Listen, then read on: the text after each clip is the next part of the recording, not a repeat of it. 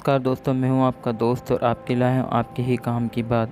जी हां दोस्तों, अनुकंपा एक ऐसा मुद्दा जो कि बहुत ही संवेदनशील मुद्दा है, जिस पर शासन का रुख अभी भी बेरुख के तरीके से हो रहा है।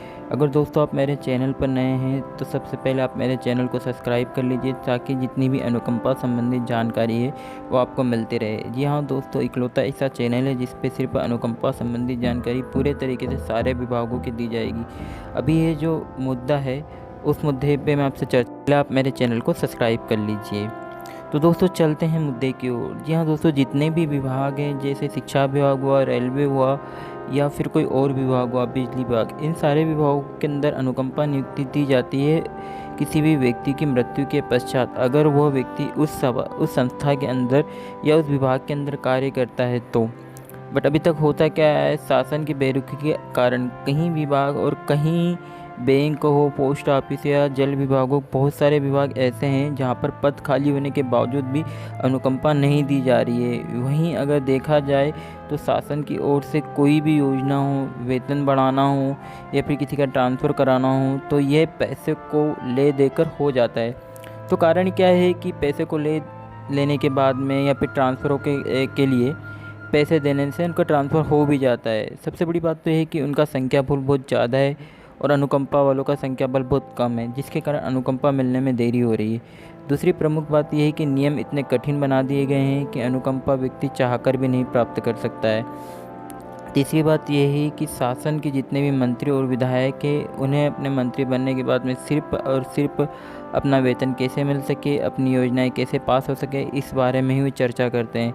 और जितने भी अनुकंपा आश्रित है उनके लिए बोलने वाला कोई नहीं है।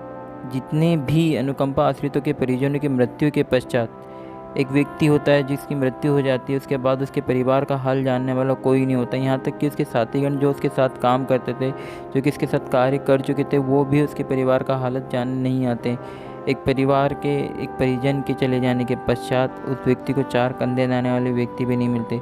कोई नहीं देखता है कि उसके परिवार में उसकी माँ, उसकी बहन, उसकी बेटी की हालत क्या है, किस प्रकार से वो खा रहे हैं, किस प्रकार से उनके यहाँ दाना पानी आ रहा है। कभी जाके देखिए उस विधवा महिलाओं को कि उनकी रोने की वजह क्या है, क्या उनके घर पे कभी दवाइयाँ आई हैं, उनके बच्चे किस हालत में हैं, क्या वो कभी खाना खा पा रहे, नहीं सिर्फ आपको अपनी चिंता है। कई परिवार ऐसे हैं जो भूखे मरकर दाल, रोटी, सब्जी, नमक कुछ भी नहीं मिल पा रहा है उन्हें, सिर्फ 2 वक्त की रोटी के लिए दर दर भटक रहे हैं और बच्चे भीख मांग रहे हैं। क्या उनकी बूढ़ी माँ को इतना हक नहीं है कि वो अपनी दवाई के लिए अपना शासन से हक मांग सके? नहीं। बट एक किसी की मृत्यु हो जाने के पश्चात उसके पास इतने पैसे भी नहीं होते हैं कि वो अपना इलाज करा पाए। तो शासन का सिर्फ कई अनुकंपा की ओर इस प्रकार से क्या असर है, क्या देखना चाहता है शासन? इतने लोग ऐसे हैं कि जो भीख मांगने पर मजबूर है, भीख मांग के अपने परिवार का सहारा गुजारा कर रहे हैं, जबकि उनके परिजन इसमें थे। अब कई लोग ये कहेंगे यार कि आप काबिल बनिए, अनुकंपा के पीछे क्यों पड़े? तो हम कहना चाहेंगे अगर ऐसा है तो आप सारे विभाग में अनुकंपा बंद करिए। और सबसे गिरी हुई हालत तो अभी शिक्षा विभाग की है, जिसके अंदर ये नियम बना दिया गया है कि आप D.Ed B.Ed करिए तथा RTE के नियम के तहत आप एग्ज़ाम पास करिए, तब आपको अनुकंपा नियुक्ति मिलेगी, अन्यथा आपको अनुकंपा नियुक्ति नहीं मिलने वाली है। तो मेरा आप सभी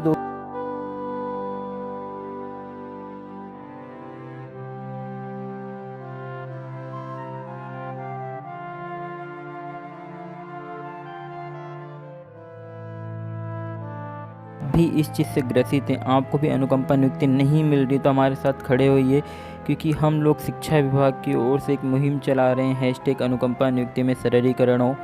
अगर आपका भी मुद्दा है अनुकंपा से संबंधित और आपके भी विभाग में अनुकंपा नहीं मिल रही, तो मुझे कमेंट में ज़रूर बताइए कि आपको अनुकंपा क्यों नहीं मिल रही, किस कारण और क्या परेशानी हो रही है। क्योंकि शासन का इस समस्या की ओर, गंभीर समस्या की ओर ध्यान देना बहुत ज़रूरी है, अन्यथा अनुकंपा के जितने भी केस है वो दर पे दर पेंडिंग होते जाएंगे और इस अनुकंपा का जो शब्द है वो पूरे तरीके से शासन ख़त्म कर देगा।